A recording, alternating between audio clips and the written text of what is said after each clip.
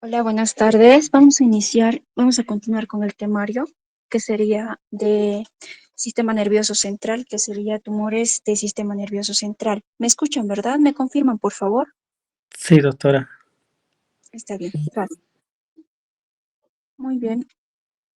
En esta imagen podemos observar la clasificación de los tumores del sistema nervioso central. Se basa en cuanto a la OMS. En el 2016 salió esta clasificación, que sería la cuarta edición, en la cual hubo algunos cambios. Se añadieron lo que son la subclasificación molecular, ¿no? Con nuevos genes como ser el IDH mutante y el IDH nativo, ¿no? Esta clasificación es un poquito más, hizo la clasificación histológica más complicada, ya que se necesita el diagnóstico molecular, ¿no? Para un diagnóstico preciso y para un tratamiento también adecuado de acuerdo al pronóstico de la lesión.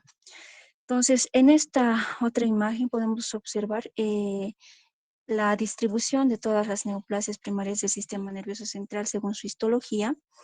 Podemos ver que el más frecuente están los meningiomas, ¿no? Los meningiomas son los más frecuentes con un 36.4%. Como en segunda frecuencia tenemos tumores de la hipófisis y en tercero los glioblastomas, que son frecuentes. Los tumores primarios del sistema nervioso central son poco frecuentes. Las lesiones metastásicas son las más frecuentes que las primarias, ¿no? En este otro cuadrito podemos observar, de acuerdo a la edad, desde los 0 años hasta los adultos mayores de 55 años, la frecuencia de las neoplasias del sistema nervioso central. Por ejemplo, de 0 a 4 años tenemos que son más frecuentes los tumores embrionarios, ¿no? Como primero, y en los adultos mayores a partir de los 30, adultos jóvenes de 35 hasta los 55, mayores de 55 años, predominan los meningiomas como primero, ¿no? Y en cuarto estarían en segundo estarían los tumores de la hipófisis y como tercer lugar estarían los glioblastomas.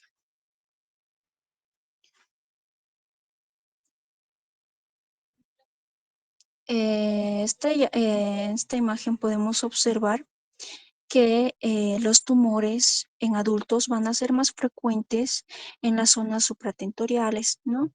A diferencia que en los niños un 70% van a ser infratentoriales. Supratentoriales nos referimos a los hemisferios cerebrales, infratentoriales nos referimos al tallo encefálico y nos referimos a parte de lo que es el encéfalo, ¿no?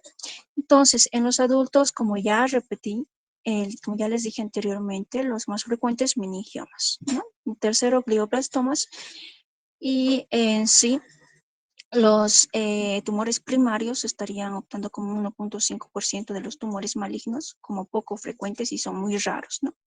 En cambio, es diferente en los niños va a ser más frecuente, ¿no? Luego de los linfomas y las leucemias. Esta es una clasificación un poco más sencilla, ¿no? Engloba a las lesiones primarias en 6 categorías, como ser los tumores del tejido neuroepitelial, tumores meningios, tumores de nervios craneales, linfomas, tumores de células germinales y tumores de la región celular. Dentro de los tumores del tejido neuroepitelial están los astrocitomas, los no astrocíticos, los tumores de la región pineal y los tumores embrionarios. ¿En qué se va a basar el diagnóstico de las neoplasias del sistema nervioso central? Es muy importante la información clínica, ¿no? La información clínica, la edad que tiene el paciente, de acuerdo a los cuadros anteriores que les he mostrado, para ver de acuerdo a eso, de acuerdo a la edad, cuáles son las neoplasias más frecuentes, ¿no? Ya habíamos dicho que a partir de 0 a 4 años en los infantes son más frecuentes los tumores embrionarios, ¿no? A diferencia en adultos que son más frecuentes los meningiomas y los glioblastomas, ¿no? Entonces, de acuerdo a eso, a la edad, al sexo, localización del tumor, aspectos imagenológicos como la tomografía, la resonancia magnética, los síntomas que presenta el paciente, tiempo de evolución, son antecedentes de mucha importancia, ¿no? Si nos envían posterior a eso, se realiza la biopsia o la resección completa del tumor, ¿no? Entonces, una vez que se realice la biopsia, es muy importante también tener estos datos, ¿no? Generalmente las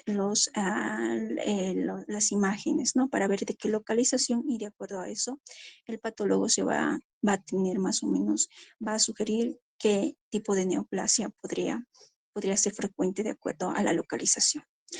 Se completa lo que es el estudio con el estudio de inmunohistoquímica y con estudios moleculares, porque ya les dije que en la clasificación del 2016 ya se ha añadido una subclasificación que es molecular, de acuerdo al IDH, ¿no?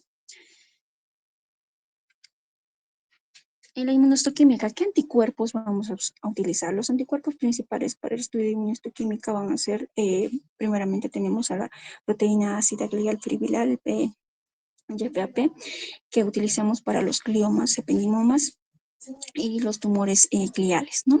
También tenemos la proteína S100, sinaptofisina, cromogranina, que utilizamos como marcadores neuroendocrinos y también en otros tumores como ser el meduloblastoma, tumor de la glándula pineal.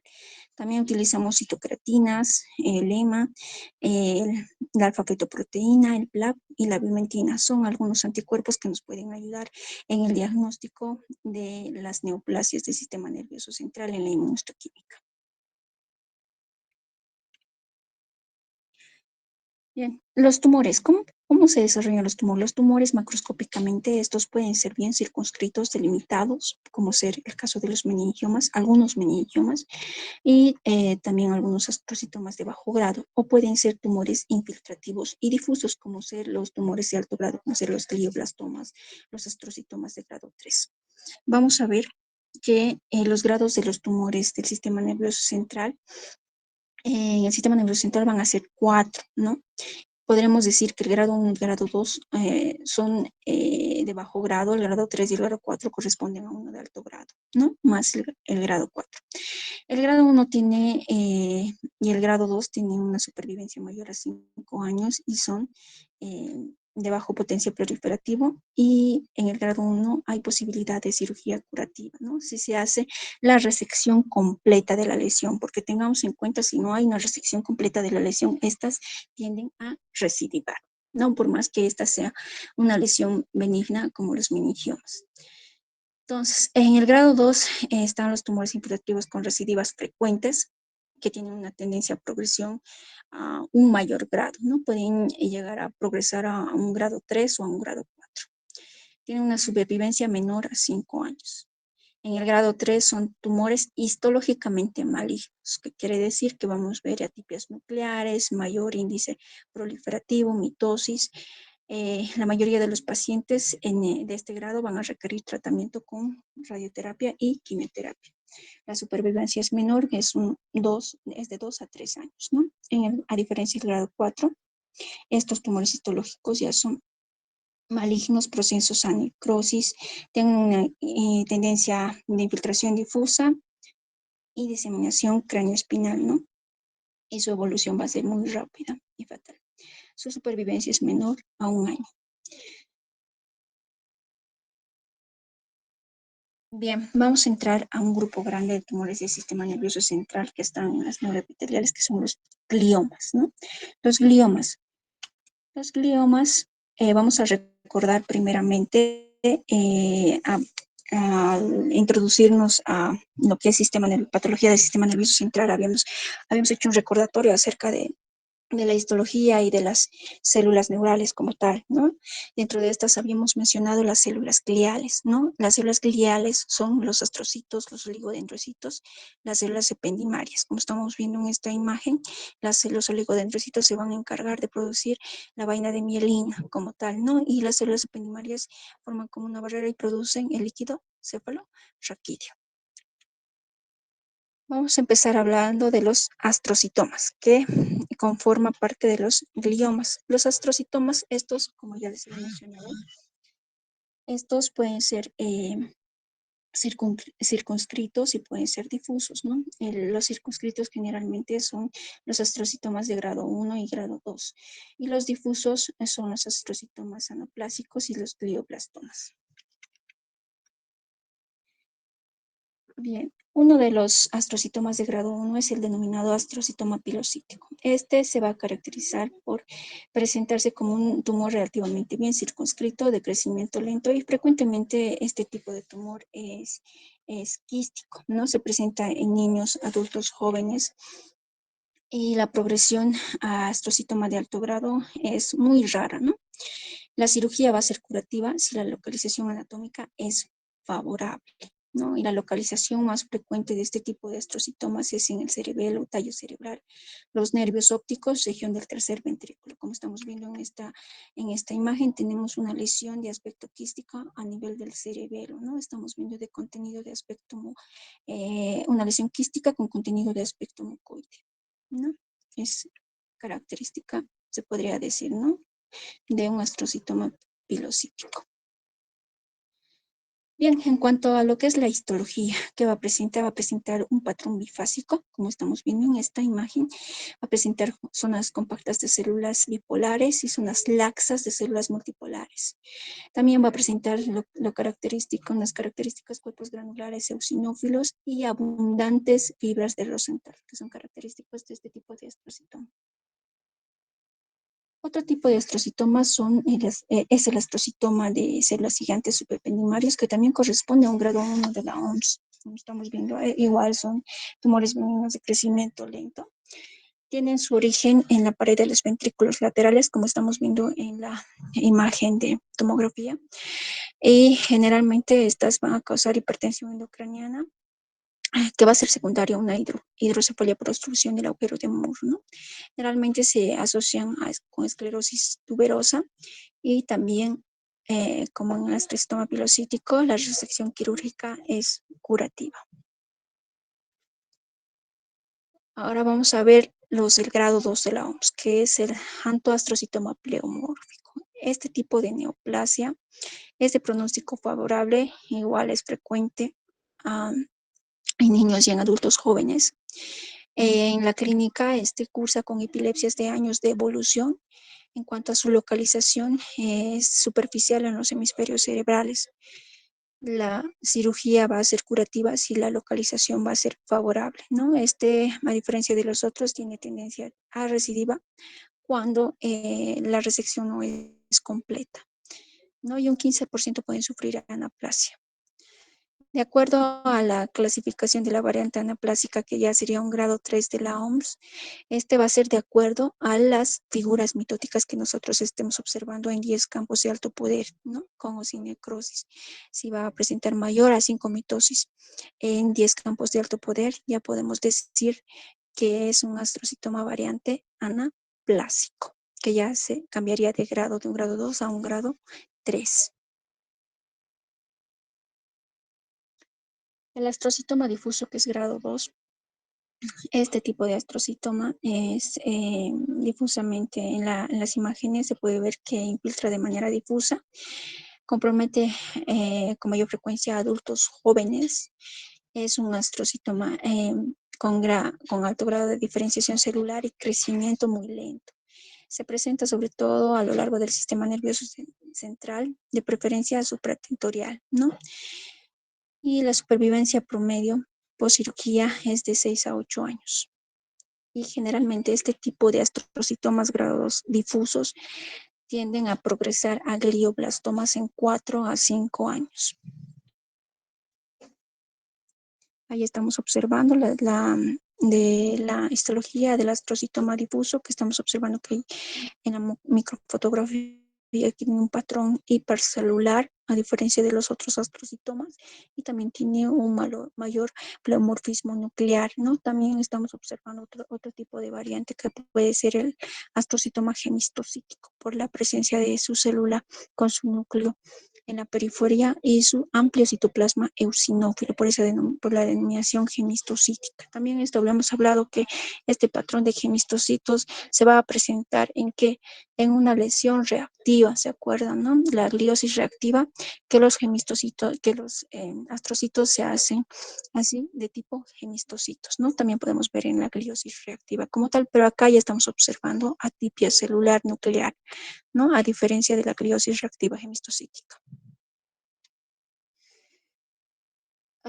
Otro tipo de astrocitoma que ya va a ser grado 3 de la OMS va a ser el anaplásico, que ya habíamos hablado, ¿no? Que requerimos mayor de 5 mitosis en 10 campos de alto poder, dijimos, ¿no? Este tipo de astrocitoma va a ser maligno, difusamente infiltrante, se da frecuentemente en adultos. La localización en hemisferios cerebrales y se origina a partir de un astrocitoma difuso de tipo 2, puede ser secundario, ¿no? Y la progresión al glioblastoma podría ser en 2 años de este tipo de astrocitoma. Igual, como su nombre lo dice, anaplásico. Vamos a ver un pleomorfismo nuclear severo que se está observando ya en estas fotomicrografías y también estamos observando abundantes figuras de mitosis, ¿no? En diferentes fases. El glioblastoma. El glioblastoma ya va a ser una neoplasia, un glioma de 4º grado. Según la OMS, es un tumor maligno primario más frecuente, 20% de todos los tumores del sistema nervioso central y el de peor comportamiento biológico. ¿No? Los glioblastomas pueden ser primarios cuando surgen de nuevo, ¿no? En un 90% aparte, y pueden ser secundarios cuando surgen a partir de astrocitomas difusos o astrocitomas anaplásicos, que llegaría a ser un 10%. Es más frecuente en adultos, su localización igual que los astrocitomas anaplásicos son los hemisferios cerebrales.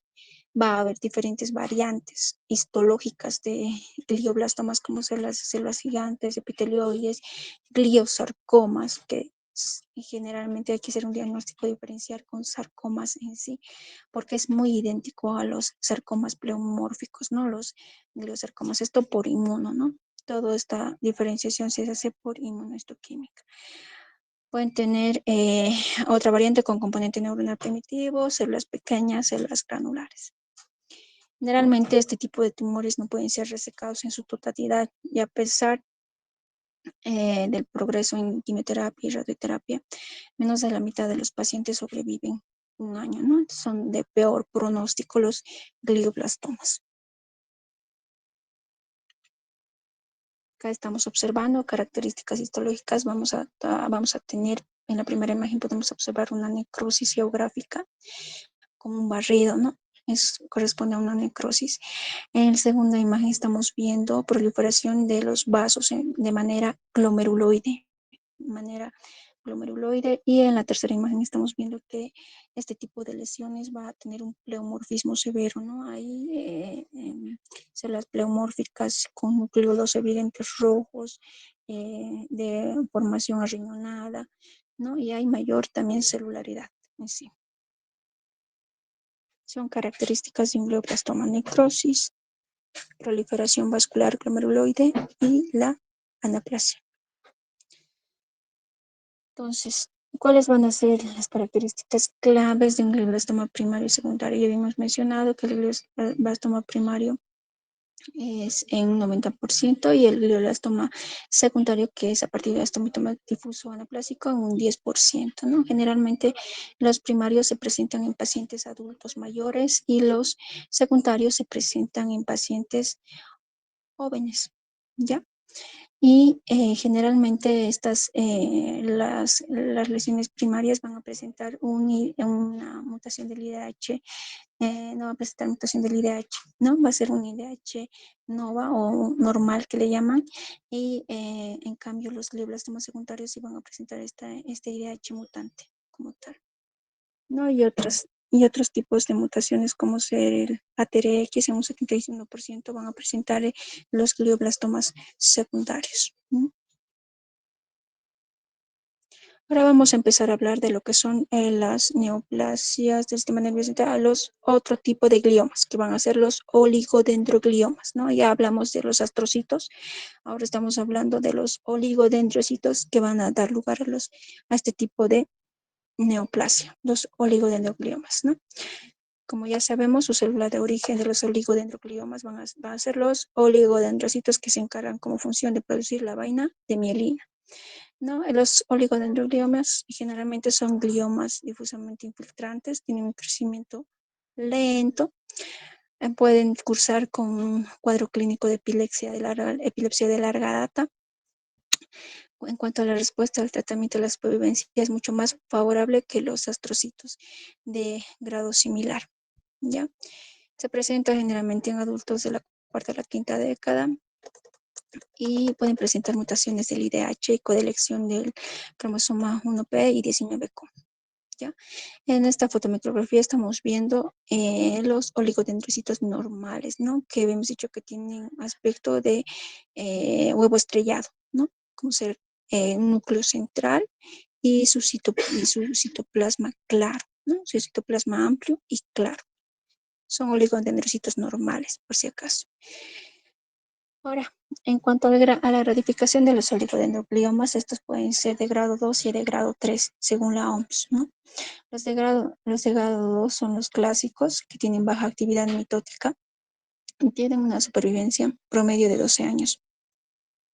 La progresión maligna con las recidivas es a tiempos intervalos, no puede ser mucho mayores que los astrocitomas. En cambio, los oligodendrogliomas de grado 3, que son ya los anaplásicos, tienen ya características de malignidad como, en comparación con los astrocitomas de tipo 3, ¿no? Van a presentar mitosis, cambios microvasculares y necrosis, ¿no?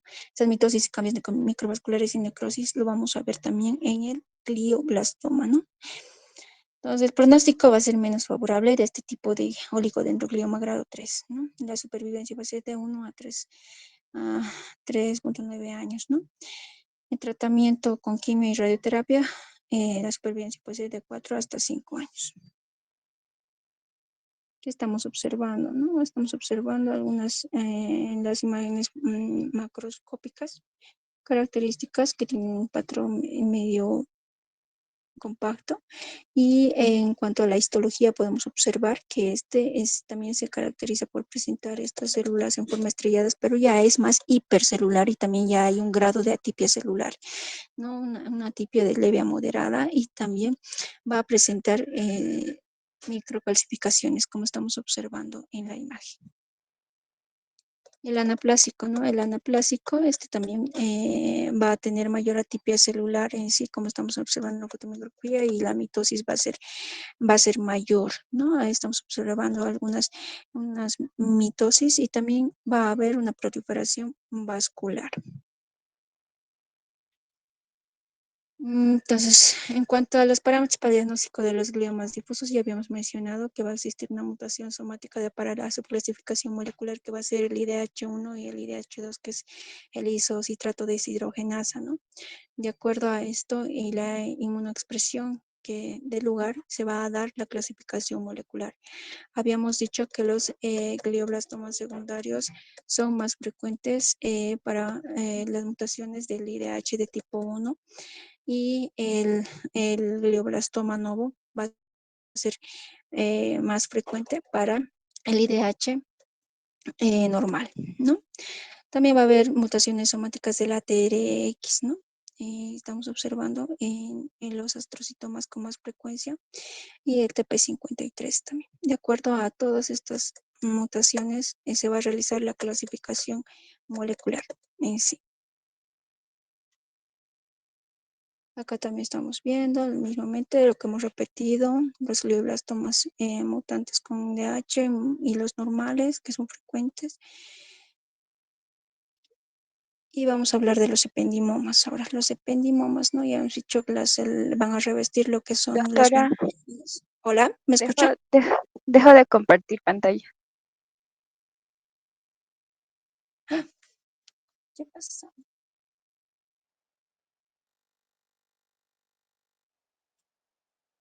Doctora, sigo viendo su pantalla.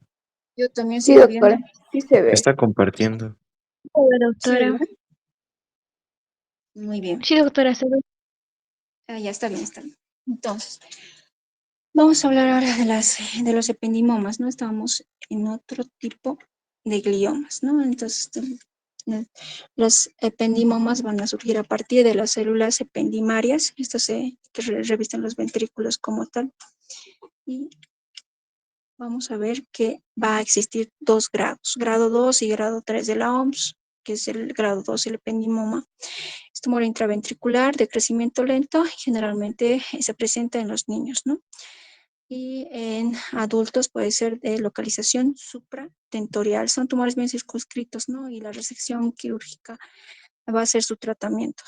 Siempre y cuando la resección sea completa, no va a existir recidiva. En cambio, los ependimomas anaplásicos, como su nombre indica, corresponden a un grado 3 de la OMS, ¿no? Estos son tumores intraventriculares ya malignos, porque van a tener una actividad mitótica, cambios microvasculares y necrosis. Si se dan cuenta, este tipo de, estas características histológicas se repiten en, en los diferentes gliomas de grado 3 y grado 4 de la OMS, ¿no? Solo tenemos un grado 4 de uno de las células gliales, que es el glioblastoma, ¿no? Dijimos, entonces estas características se van a ir repitiendo. Por ejemplo, el ependimoma anaplásico, igual vamos a tener abundante actividad mitótica, cambios microvasculares y presencia de necrosis.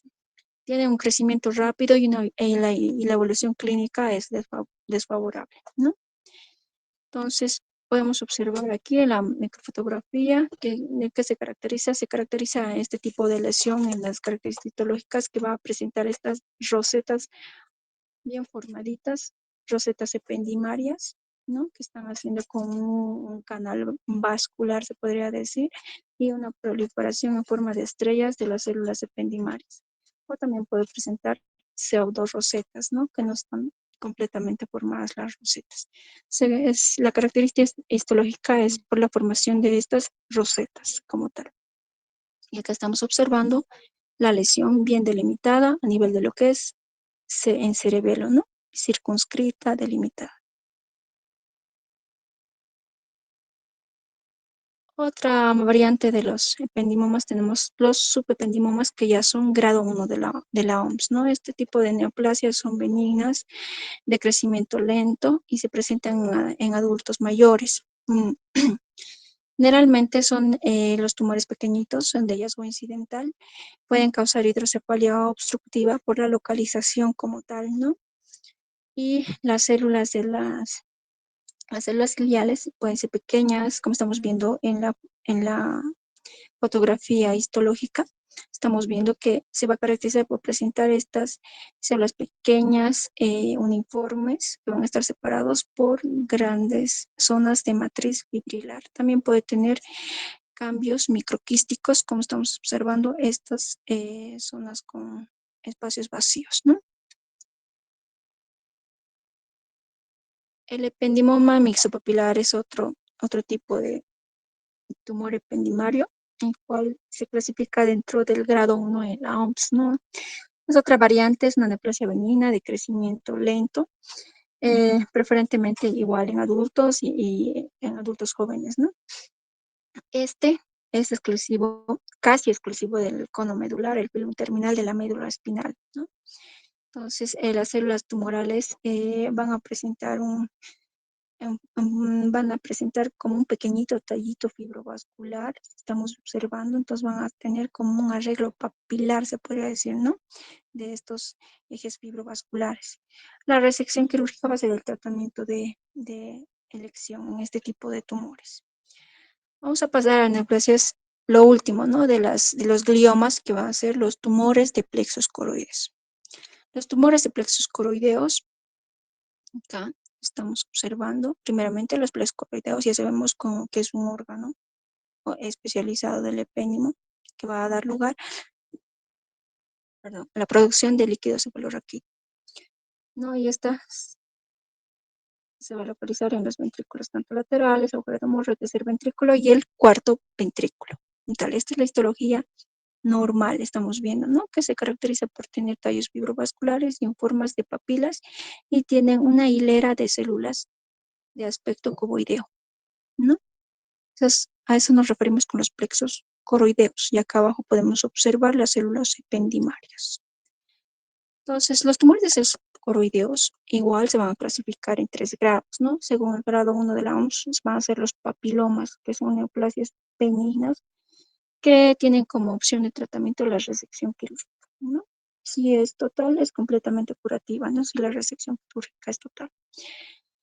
Tenemos los papilomas atípicos de los plexos coroideos, que se va a basar en la presencia de figuras mitóticas. Si tenemos mayor a 2 mitosis en 10 campos de alto poder, Entonces, estos ya se pueden denominar papilomas atípicos y también si tienen atipia celular, ¿no?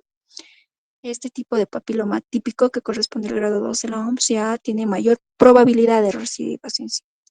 Y por último tenemos el carcinoma, ¿no? Que ya va a ser una neoplasia maligna, va a presentar mayores incómitos en campo de ATP, va a tener mayor promorfismo nuclear, va a perder ese su patrón papilar y va a tener focos de necrosis o extensa necrosis, ¿no?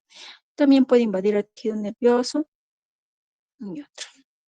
Acá estamos observando ejemplos de un papiloma de plexo coroideo que estamos observando muy bonitos, ¿no? Ya ustedes ya saben que en las clases prácticas también hemos visto papilomas y qué son los papilomas.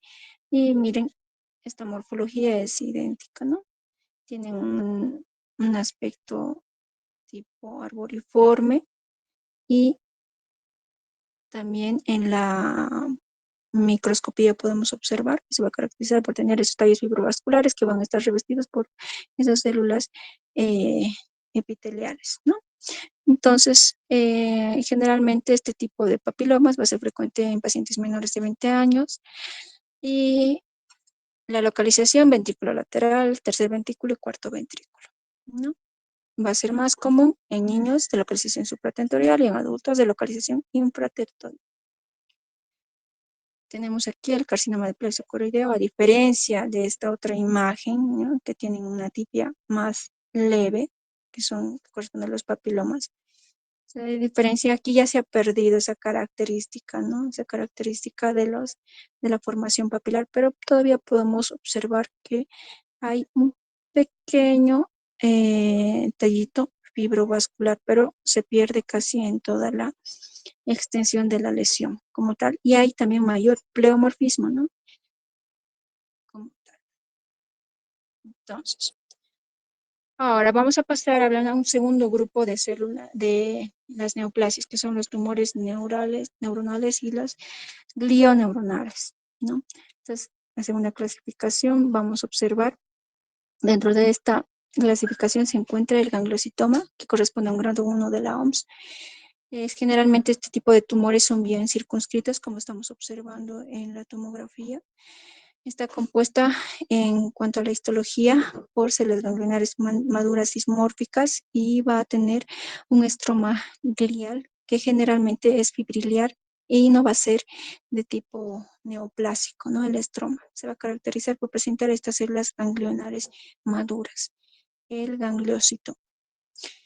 Esta entidad es más frecuente en pacientes con epilepsia de larga data. Otra entidad dentro de este grupo va a ser el gangliositoma displásico del cerebelo, ¿no? Que corresponde igual al grado 1 de la OMS, una neoplasia benigna. Se va a dar por la herencia autosómica dominante, mutaciones en el GPT, amartomas múltiples y tiene un alto riesgo para carcinomas de mama, tiroides y endometrio, ¿no? Los síntomas pueden ser cerebelosis, macrocefalia y epilepsia, ¿no? Puede estar confinado a un hemisferio cerebeloso o puede ser de manera multifocal. Otro tipo de neoplasia es el neurocitoma central o extraventricular, este igual corresponde al grado 2 de la OMS. Este neurocitoma central generalmente se produce en los ventrículos laterales, ¿no? Y tiene una extensión al tercer ventrículo. El neurocitoma extraventricular va a ser circunscrito generalmente y frecuentemente presenta áreas quísticas con nódulo mural, ¿no? Es frecuente en adultos jóvenes, usualmente es benigno y el pronóstico va a ser de acuerdo a la extensión, a la localización y a la resección quirúrgica siempre. En cualquier tipo de tumor, la resección quirúrgica completa va a ser curativa, pero si la resección quirúrgica no es completa o es parcial, esta va a tener tendencia a recidivar.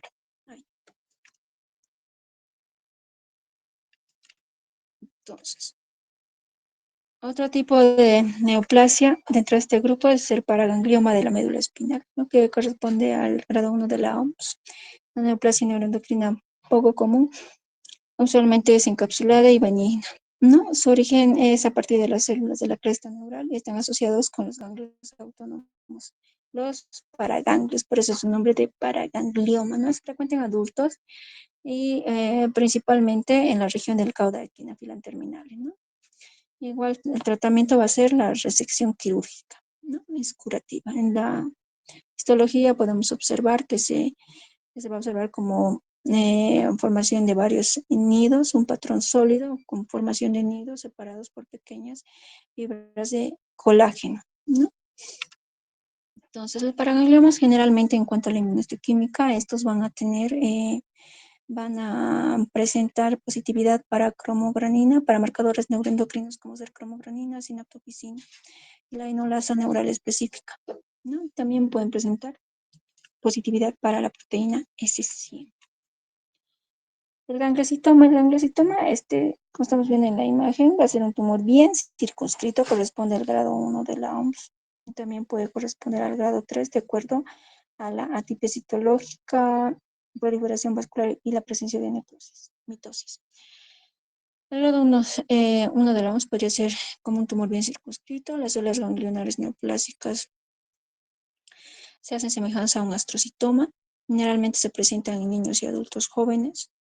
Y la localización preferente es el lóbulo temporal. Es el tumor más frecuente asociado a epilepsia temporal crónica, el ganglioma.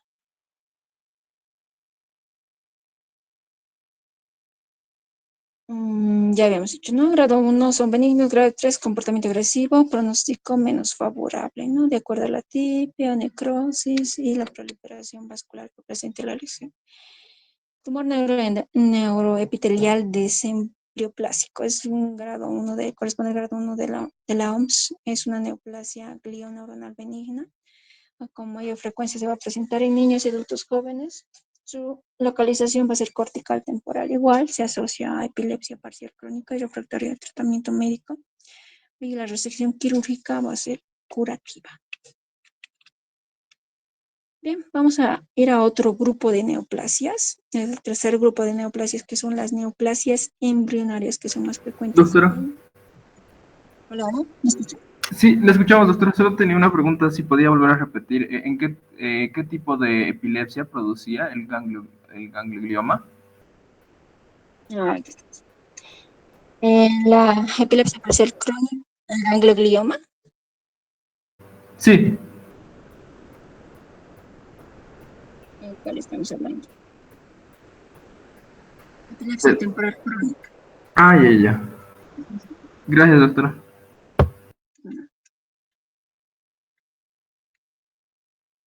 Ya, estábamos con las neoplasias embrionarias, que habíamos repetido que este tipo de neoplasias son más frecuentes en los infantes, en los niños, ¿no?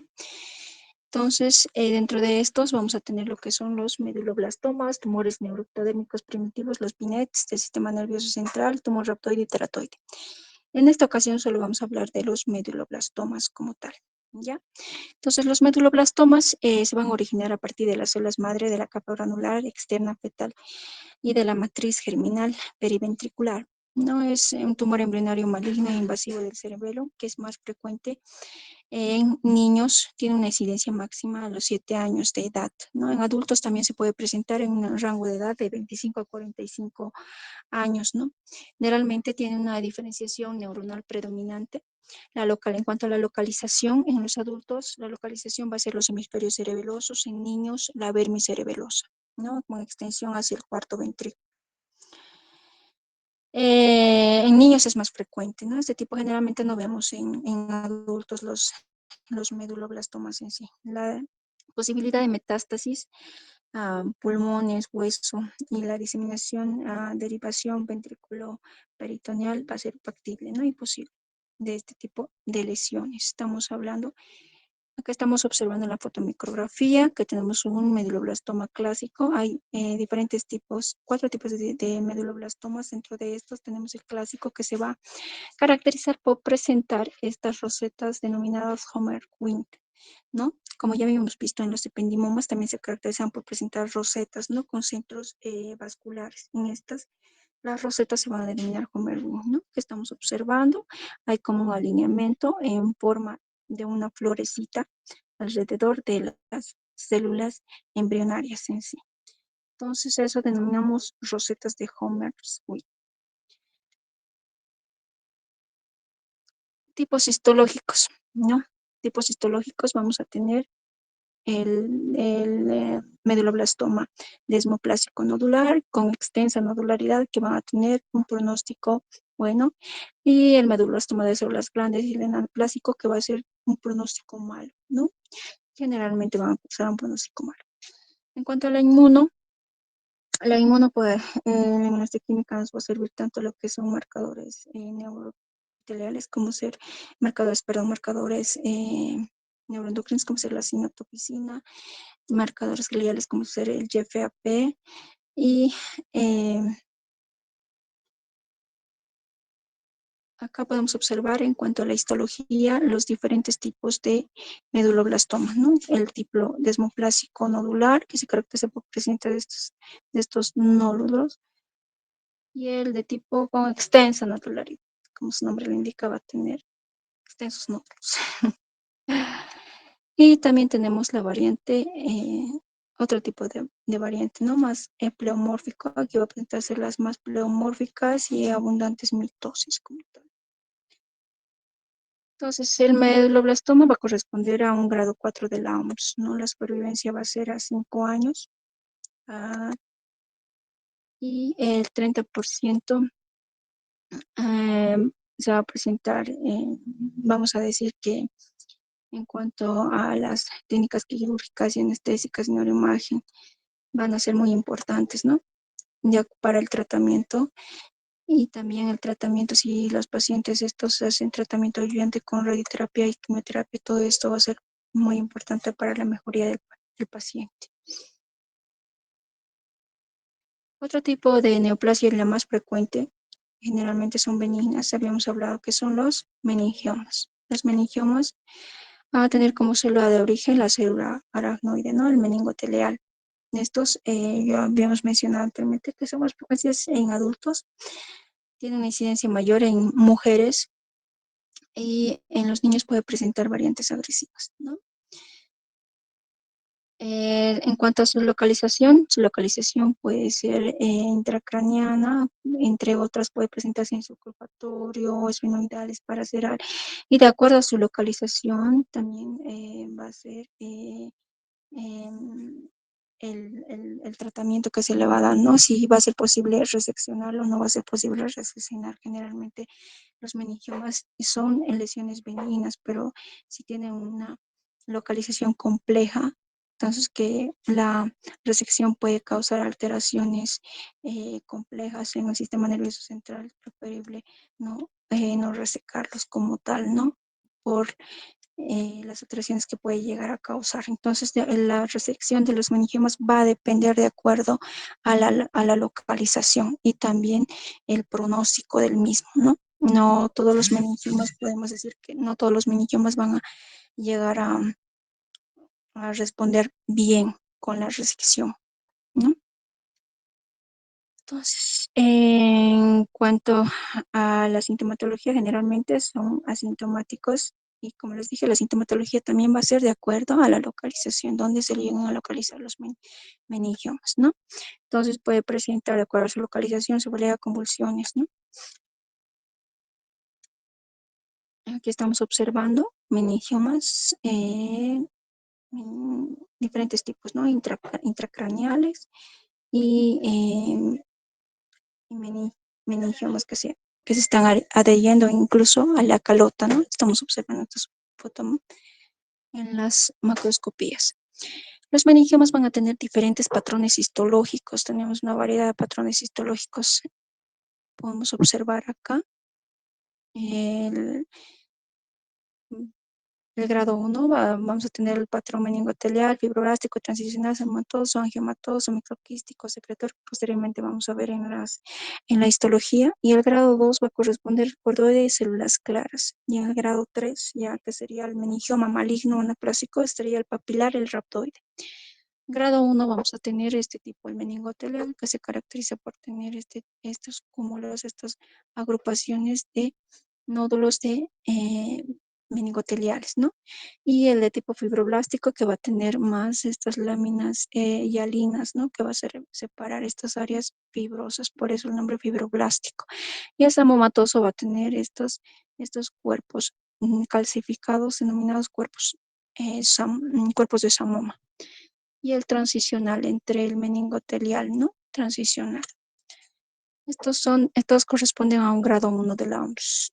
Son variantes histológicas que podemos observar. También tenemos el microquístico, tenemos el angiomatoso, que se caracteriza por tener vasos capilares dilatados. Tenemos el metaplásico, que se va a caracterizar por presentar cartílago, tejido adiposo, como en los teratomas, ¿no? Si se acuerdan. Entonces, el metaplásico puede presentar tejido adiposo, puede presentar cartílago, entre otros. Entonces, en cuanto al grado 2, vamos a tener el meningioma atípico, ¿no? Igualmente va a ser de acuerdo al conteo mitósico, ¿no? Si tenemos mayor a 4 mitosis en 10 campos de alto poder, como estamos viendo en esta imagen, tenemos figuras mitóticas atípicas y acá tenemos figuras mitóticas típicas, ¿no? En su fase. Entonces tenemos 5 criterios: incremento celular de células pequeñas, macronucleolos, crecimiento en sábanas y la presencia de necrosis en el meningioma atípico. No tenemos en la gradificación, en el grado 2 de la OMS habíamos dicho, las de células clara y las de células cortoide. El meningioma maligno ya corresponde al grado 3, cuando vamos a tener mayor a 20 mitosis en 10 campos de alto poder, va a haber una pérdida difusa de diferenciación meningotelial, va a ser parecido a un carcinoma, incluso a un sarcoma o un melanoma, ¿no? Entonces, si ven, los diagnósticos diferenciales histológicos son muy complejos, ¿no? El meningioma maligno incluso puede parecerse a un glioblastoma, porque en glioblastoma también hemos dicho que puede haber una variante que es la sarcomatoide.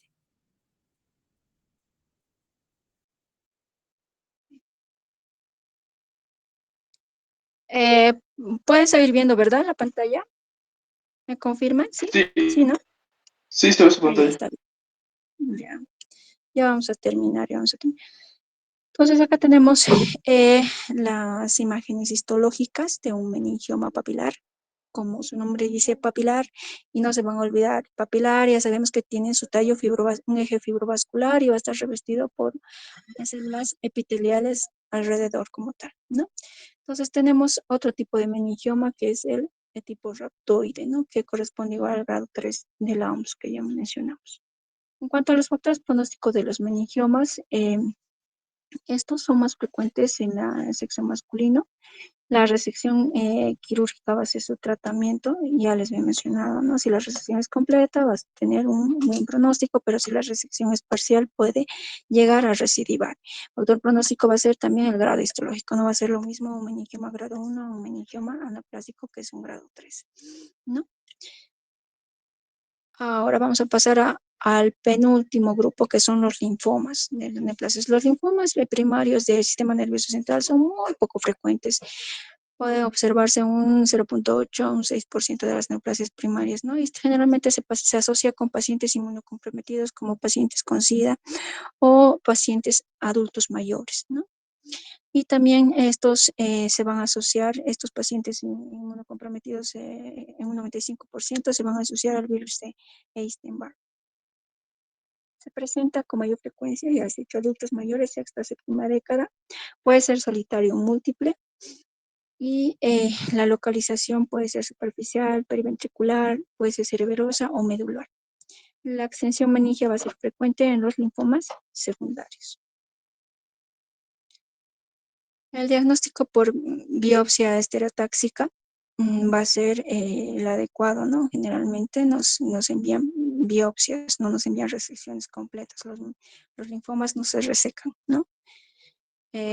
Tienen su tratamiento ya con quimio, los linfomas, ¿no? Específicos dependiendo si son linfomas de tipo Hodgkin o linfomas de tipo B. Entonces, los linfomas del sistema nervioso central más frecuentes van a ser los linfomas no Hodgkin, los de células B grandes difuso. El tratamiento es quimio y radioterapia. La supervivencia a un promedio de 4 a 2 años. Por último, tenemos los tumores metastásicos. Tumores metastásicos están, ya sabemos que son secundarios, ¿no? Generalmente estos van a ser más frecuentes que los tumores primarios del sistema nervioso central. La localización más frecuente en adultos mayores va a ser el SEA de pulmón, el SEA de mama, melanoma, carcinoma renal, carcinoma de colon. En niños, las leucemias y los linfomas son más frecuentes que metastatizan al sistema nervioso central. Aquí estamos observando una fotografía histológica de un melanoma metastásico, ¿no? Estamos observando su pigmento de melanina de color café. Y al lado estamos observando una metástasis de adenocarcinoma. Entonces, en cuanto a su pronóstico, la supervivencia va a depender de la localización del primario, del paciente, la respuesta al tratamiento, ¿no? Si la localización es focal, multifocal, de acuerdo a eso va a depender el pronóstico, ¿no? Eso es todo, chicos. El sistema nervioso central es muy complejo y los tumores también tienen una clasificación más larga, ¿no? Pero eso es lo que está en el Robbins. Se trata de hacer el tema de acuerdo al Robbins, ¿no? Pero es más amplio el tema de tumores del sistema nervioso central y no vamos a alcanzar. Eso sería todo. ¿Me escuchan, verdad? Sí, la escuchamos, Sí, doctora. doctora. Una pregunta, respecto a la parte del meningioma maligno y el glioblastoma, mencionaba, ¿no?, que es bastante parecido, son ambos. ¿Cómo pudiéramos diferenciarlos o qué métodos de diagnóstico de diferenciación pudiéramos tener para poder Inmuno, ¿no? monólogo?